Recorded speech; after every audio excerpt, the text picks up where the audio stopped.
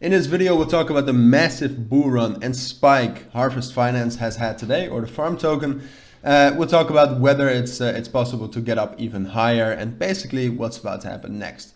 So let's get right into it. First of all, hope you're all doing good. Hope you're all having a great Tuesday. And yeah, so I covered farm yesterday in the stream.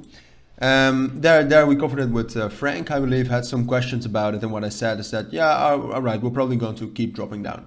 Well, what happened afterwards is we got a big bull run.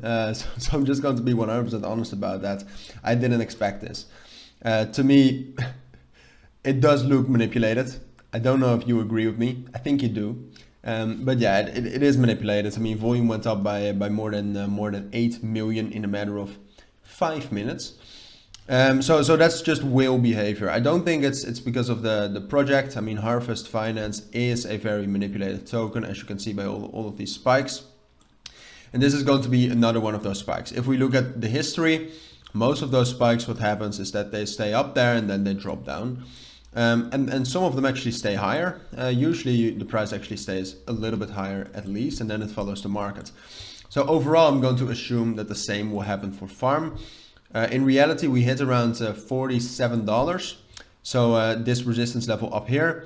But as you can see on Binance, the USDT pair, we reached all the way up to $17. So what that basically means is that the highest price that was reached was that one order was sold for $70. So that causes a spike like this. All right, that's just what happens.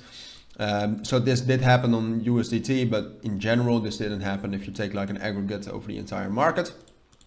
I don't think there was any news, and if there was any news, well, great for the project, but it's still manipulated.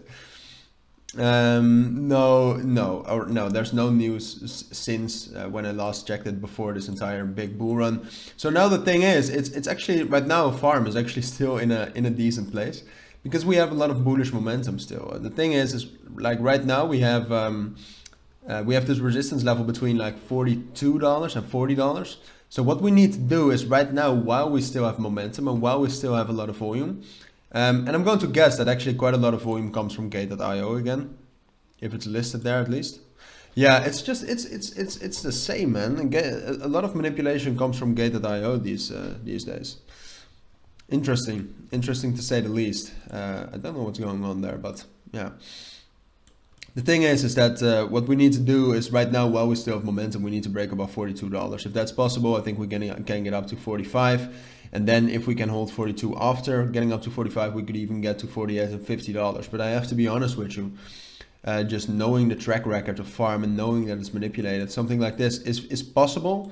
But I'd say the chances of it are like 10 to 15%. So quite low. I think it's way more likely that we will not break through $42. That will drop down to 36, find some support there, and then drop down to 35, find some support there, but ultimately drop down to like 32 and 32 and a half. And that might actually hold. And from there, we might actually get another spike or rally. But that's at least the level I think we will drop down to. But yeah, at this point of time, while we have momentum, don't forget that we still have this possibility. But this really has to happen in the next, I would say, like 16 hours. Otherwise, the momentum is gone, in my opinion. So that's my take on farm, or the Harvest Finance, but the farm token. If you do have any questions, as always, let me know. But for now, take care and bye.